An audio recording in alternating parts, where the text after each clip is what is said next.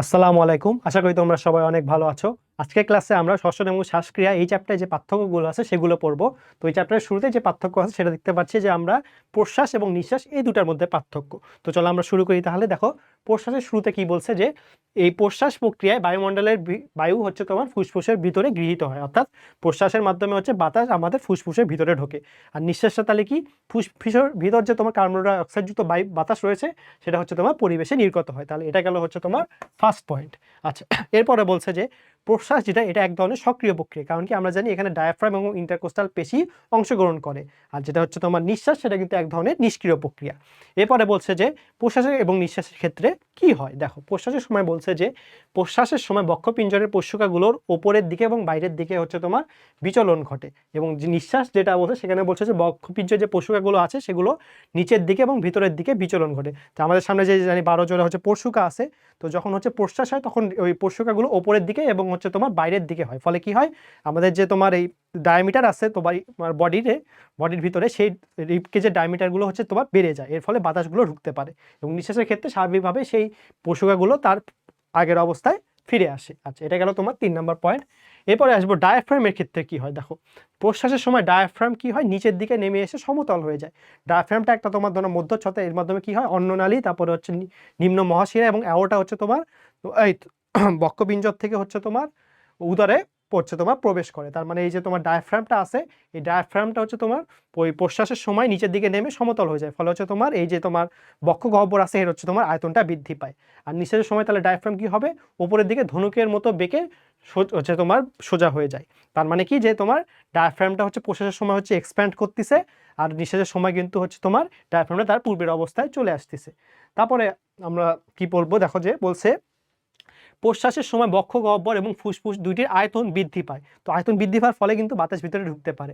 আর নিঃশ্বাসের সময় কি, নিঃশ্বাসের সময় হচ্ছে এদের তোমার এই যে তোমার বক্ষ গহ্বর এবং হচ্ছে তোমার যে ফুসফুস আছে এর আয়তন কিন্তু হ্রাস পায়। হ্রাস পাওয়ার ফলে যে এক্সট্রা বায়ুগুলো ছিল কার্বন ডাইঅক্সাইড যুক্ত, সেগুলো কিন্তু হচ্ছে আমাদের বডির বাইরে চলে আসে। এরপরে সেটা সবচেয়ে আমাদের গুরুত্বপূর্ণ নিউমেরিক্যাল ভ্যালু, যে তোমার প্রশ্বাস এবং নিঃশ্বাসের বায়ুতে হচ্ছে তোমার অক্সিজেন এবং কার্বন ডাইঅক্সাইডের পরিমাণ কতটুকু। দেখো প্রশ্বাস বায়ুতে অক্সিজেনের পরিমাণ কত দেওয়া আছে, 20.9%, আর কার্বন ডাইঅক্সাইড কত, 0.04%। আর নিঃশ্বাস বায়ুতে কত দেওয়া আছে, অক্সিজেনের ঘনত্ব 13.7%, আর কার্বন ডাইঅক্সাইডের ঘনত্ব কত দেওয়া আছে, 5.2%। সো এই যে তোমার সংখ্যাগুলো দেওয়া আছে এটা কিন্তু আমাদের জন্য পরীক্ষার জন্য খুবই গুরুত্বপূর্ণ। এরপর আমরা দেখো কি বলবো, যে কিভাবে আসলে প্রশ্বাসের সময় হচ্ছে তোমার বাতাস ঢুকতেছে আর নিঃশ্বাসের সময় কেন বাতাসগুলো বের হয়ে যাচ্ছে, এটাই জাস্ট বলছে এখানে। দেখো যে প্রশ্বাসের সময় ফুসফুসের অভ্যন্তরীণ যে বায়ুচাপ আছে সেটা বায়ুমণ্ডলে বায়ুচাপ অপেক্ষা হচ্ছে তোমার বেশি হওয়ায় বায়ু হচ্ছে তোমার নাসি এবং ট্রাকিয়া পথে হচ্ছে ফুসফুসে প্রবেশ করে। অন্যদিকে নিঃশ্বাসের ক্ষেত্রে কি বলছে, দেখো যে নিঃশ্বাসের সময় ফুসফুসের অভ্যন্তরীণ বায়ুচাপ বায়ুমণ্ডলের বায়ুচাপ অপেক্ষা যদি তোমার বেশি হয়, এই কারণে হচ্ছে তোমার এই যে আমাদের বডির ভিতরে যে বাতাসগুলো আছে সেগুলো হচ্ছে তোমার বের হয়ে যায়। কারণ আমরা বুঝলাম যে প্রশ্বাসের সময় তোমার বাইরের বাতাসের চাপটা হচ্ছে তোমার বেশি হয়, আর হচ্ছে তোমার যখন নিঃশ্বাস হয় তখন সেক্ষেত্রে হচ্ছে তোমার ওই তোমার আমাদের বডির ভিতরে যে ফুসফুসের বায়ুচাপ সেটা হচ্ছে পরিবেশের থেকে বেশি হয়, বাতাস হচ্ছে তোমার বের হয়ে যায়। তাহলে এটাই হচ্ছে তোমার প্রশ্বাস এবং নিঃশ্বাসের মধ্যে পার্থক্য। আচ্ছা, এরপরে আসি আমরা। এরপরে দেখো বলছে যে বহিঃশ্বসন এবং অন্তঃশ্বসনের মধ্যে পার্থক্য। তো বহিঃশ্বসনটা কি, এক ধরনের ভৌত রাসায়নিক প্রক্রিয়া। তাহলে এটা কি, বহিঃশ্বসন একটা ভৌত রাসায়নিক প্রক্রিয়া। আর যেটা হচ্ছে অন্তঃশ্বসন, এটা কি, এটা হচ্ছে তোমার জৈব রাসায়নিক প্রক্রিয়া। কেন এটা জৈব রাসায়নিক প্রক্রিয়া, কারণ এটা হচ্ছে আমার বডির ভিতরে সেলে অংশ হচ্ছে তোমার হচ্ছে সংঘটিত হচ্ছে। এরপরে দেখো বহিঃশ্বসন প্রক্রিয়া কোনটি হচ্ছে তোমার সাহায্য করে, এটা হচ্ছে তোমার বহিঃশ্বসনটা ফুসফুসের ভিতরে হয়। ধরো যে আমরা অক্সিজেন নিলাম এবং কার্বন ডাইঅক্সাইড যুক্ত বাতাস বের করে দিলাম, এটা হচ্ছে তোমার ফুসফুসের অভ্যন্তরে সংঘটিত হচ্ছে। আর যেটা অন্তঃশ্বসন, সেখানে হচ্ছে তোমার আমাদের বডির যে কাজ আছে সেগুলো কাজ করার জন্য শক্তি লাগে, সেই শক্তিগুলো উৎপন্ন হয় তোমার গ্লাইকোলাইসিস, তারপর অ্যাসিটাইল কোএ সৃষ্টি, ক্রেবস চক্র এবং হচ্ছে তোমার ইলেকট্রন ট্রান্সপোর্ট সিস্টেমের মাধ্যমে। তো এই তোমার অন্তঃশ্বসনটা কোথায় সংঘটিত হয়, দেখো যে সকল কোষের অভ্যন্তরে হচ্ছে তোমার সাইটোপ্লাজম আর মাইটোকন্ড্রিয়ার মধ্যে সম্পন্ন হয়। তাহলে আমরা বুঝতে পারলাম যে বহিঃশ্বসন কোথায় হয় আর অন্তঃশ্বসন কোথায় হয়।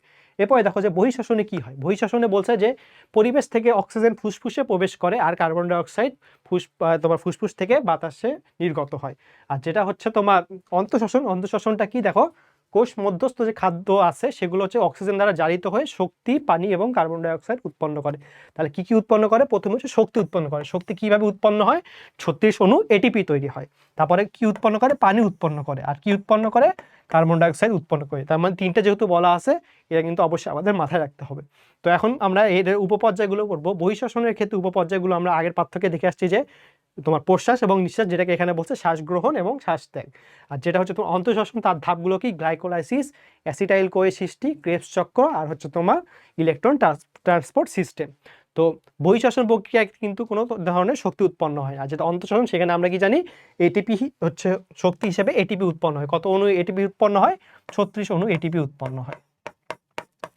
আচ্ছা, এরপরে দেখো যে বহিঃশ্বসন, এটা যেহেতু হচ্ছে তোমার কোনো শক্তি উৎপন্ন হয় না, সো এখানে কোনো এনজাইম কোনো কাজ করে না। বাট অন্তঃশ্বসনে কিন্তু অনেক গুরুত্বপূর্ণ এনজাইমগুলো আছে যেগুলো হচ্ছে তোমার কাজ করে।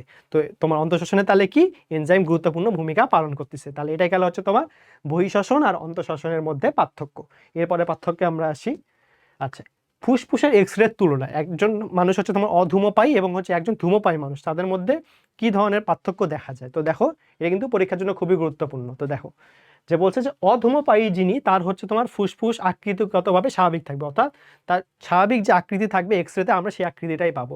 আর যে অধূমপায়ী, মানে হচ্ছে তোমার যে ধূমপায়ী, ধূমপান করে, তার ক্ষেত্রে কিন্তু আমরা ফুসফুসের আকৃতিটা বৃদ্ধি পাবো।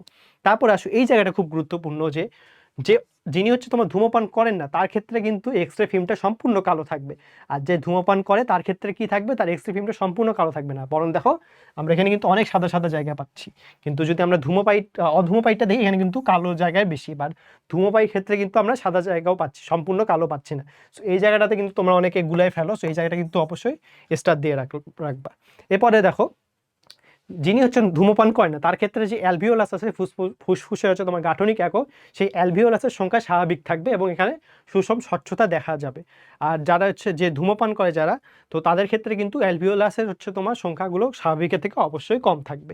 এরপরে দেখো, তোমার অ্যালভিওলাসে কিন্তু সিলিয়া থাকে, যার ফলে হচ্ছে তোমার ওই ক্ষতিকর বস্তুগুলো প্রবেশ করতে পারে না। সো যারা ধূমপান করে না, তাদের ক্ষেত্রে এই সিলিয়াগুলো থাকবে স্বাভাবিক। আর যারা হচ্ছে ধূমপান করে, তাদের ক্ষেত্রে কিন্তু সিলিয়া থাকবে হচ্ছে তোমার বিনষ্ট অবস্থায়। তো এটা গেল হচ্ছে তোমার 4 নাম্বার পার্থক্য। তারপরে আসে এমফাইসিমা, এক ধরনের রোগ, এর ফলে হচ্ছে তোমার ফুসফুসের শ্বসন অঞ্চল হ্রাস পায়। তো এমফাইসিমার কোনো বৈশিষ্ট্য কিন্তু অধূমপায়ীর ক্ষেত্রে দেখা যাবে না, বা ধূমপায়ীর ক্ষেত্রে কিন্তু এমফাইসিমা হলে তার চিহ্ন দেখা যাবে। আচ্ছা, এরপরে কি বলছে যে তোমার যে ধূমপান যিনি করেন না, তার ক্ষেত্রে অবশ্যই কোনো ক্যান্সার অথবা টিউমার থাকবে না। আর যে ধূমপান করে, তার ক্ষেত্রে কিন্তু অবশ্যই ক্যান্সার অথবা টিউমারের মতো উপবৃদ্ধি দেখা যাবে। তারপরে আসো, তোমার যিনি হচ্ছে ধূমপান করে না, তার ক্ষেত্রে তোমার এক্স-রে ফিল্মে ফুসফুসে পানি জমা, যেটাকে আমরা বলি প্লিউরাল ইফিউশন, এটা শনাক্ত করা যায় না। তার ফুসফুসটা যেহেতু নর্মাল ফাংশনাল আছে, কোনো ধরনের সমস্যা নেই। বাট যে ধূমপান করে, তার ক্ষেত্রে কিন্তু প্লুরাল ইফিউশনটা দেখা যায়, অর্থাৎ ফুসফুসে কিন্তু পানি জমে থাকতে পারে। এবং লাস্ট পার্থক্যটা আমরা পড়বো যে তোমার এখানে বলছে যে কি, তোমার যিনি ধূমপান করে না, তার ক্ষেত্রে ফুসফুস এবং হৃৎপিণ্ডের তোমার যে হচ্ছে প্রচ্ছায়া, যা স্বাভাবিক এবং সমানুপাতিক হয়। তো আমরা কি জানি, এই যে তোমার ফুসফুস, এই জায়গাটাতে কিন্তু তোমার হৃৎপিণ্ডটা থাকতেছে। তো যারা হচ্ছে ধূমপান করে, তাদের ক্ষেত্রে ফুসফুস এবং হৃৎপিণ্ডের মধ্যে জায়গার মধ্যে কোনো সমস্যা হবে না। তাদের মধ্যে যে যেটুকু জায়গা দখল করার কথা, সেইটুকুই করবে। বাট যে ধূমপান করে, তার ক্ষেত্রে কিন্তু এই তোমার ফুসফুস আর হচ্ছে তোমার যে হচ্ছে হৃৎপিণ্ড আছে, এদের মধ্যে কিন্তু সমপ্রচ্ছায়া কিন্তু দেখা যাবে না, অর্থাৎ তাদের কিন্তু এরিয়াগুলো কিন্তু কম বেশি হয়ে যেতে পারে। কারণ হচ্ছে তোমার ধরো যে ফুসফুসের ক্ষেত্রে তার এরিয়াটা কমে যাচ্ছে, তো স্বাভাবিকভাবে হৃৎপিণ্ডটা বড় হয়ে যাইতে পারে। তো এই গেল হচ্ছে পার্থক্য। এখন আমরা আসলে কয়েকটা প্রশ্ন সলভ করব। প্রথমে বলছে যে বহিঃশ্বসন সম্পর্কে কোনটি সঠিক নয়। তো দেখো, বহিঃশ্বসন কি বলছে? যে এক ধরনের ভৌত রাসায়নিক প্রক্রিয়া, এটা কি আমরা জানি? Right answer. এরপরে বলছে যে শক্তি উৎপন্ন হয় না। হ্যাঁ, ঠিক আছে, কারণ কি আমরা জানি অন্তঃশ্বসন প্রক্রিয়ায় হচ্ছে তোমার শক্তি উৎপন্ন হয়। তারপরে বলছে যে বহিঃশ্বসন প্রক্রিয়ায় হচ্ছে তোমার এনজাইমের ভূমিকা আছে। বাট আমরা কি জানি যে বহিঃশ্বসন না, বরং অন্তঃশ্বসনে কিন্তু এনজাইমের ভূমিকা আছে। তার মানে এটা আমরা পাচ্ছি রং অ্যান্সার হিসেবে।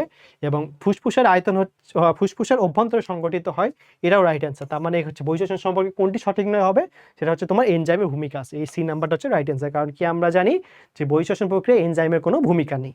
এরপরে প্রশ্নে আসি আমরা, যে ধূমপায়ীর ফুসফুসের এক্স-রে এর ক্ষেত্রে কোনটি মিথ্যা? তো এখানে বলছে যে সিলিয়া বিনষ্ট অবস্থা দেখা যায়, হ্যাঁ এটা ঠিক আছে। তারপরে বলছে যে এক্স রে ফিল্ম কালো দেখায়, বাট আমরা কি জানি যে তোমার যে ধূমপাই তার ক্ষেত্রে কিন্তু হচ্ছে তোমার এক্স রে ফিল্মটা সম্পূর্ণ কালো না, বরং সাদা সাদা অংশ দেখা যায়। সো এই জিনিসটা কিন্তু ভুল। তারপরে বলছে যে এমফাইসিমা হইলে তার চিহ্ন দেখা যায়, হ্যাঁ এটা ঠিক আছে। আর 4 নাম্বার বলছে যে ফুসফুসের আকার বৃদ্ধি পায়, হ্যাঁ এটাও ঠিক আছে। তার মানে এখানে হচ্ছে তোমার ভুলটা কোথায় হচ্ছে, তোমার এই বি নাম্বারটা হচ্ছে তোমার অ্যান্সার। তো আশা করি তোমাদের সবাই ভিডিওটা ভালো লাগছে। আসসালামু আলাইকুম।